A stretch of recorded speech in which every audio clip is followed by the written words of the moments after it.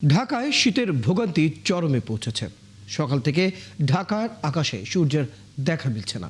ভোর থেকে কুয়াশা ও কনকনে হিমেল বাতাসে নগর জীবনে চলাচল কষ্টকর হয়ে পড়েছে।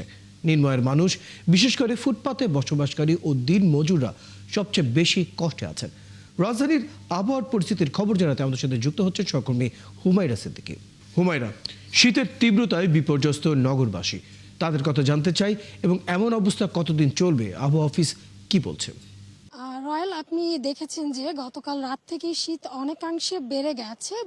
আজ ভোর 6টা থেকে সর্বনিম্ন তাপমাত্রা 13.2 ডিগ্রি সেলসিয়াসে রয়েছে এবং ঘন কুয়াশা না থাকলেও তীব্র ঠান্ডা বাতাস রয়েছে।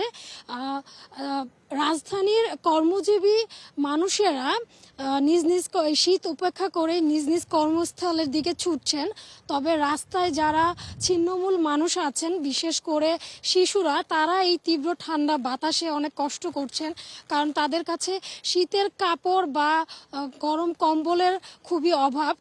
তারা এখন পর্যন্ত কেউই সেরকম সহযোগিতা পায়নি বলে জানিয়েছেন। এই মুহূর্তে আমি দাঁড়িয়ে আছি আবহাওয়া অফিসের সামনে, যেটা জানা গেল যে 10টার পরে আবার তাপমাত্রা আপনার পরিবর্তন হবে। সেই সাথে সামনের দিকে শৈত্যপ্রবাহ হওয়ার একটা সম্ভাবনা রয়েছে।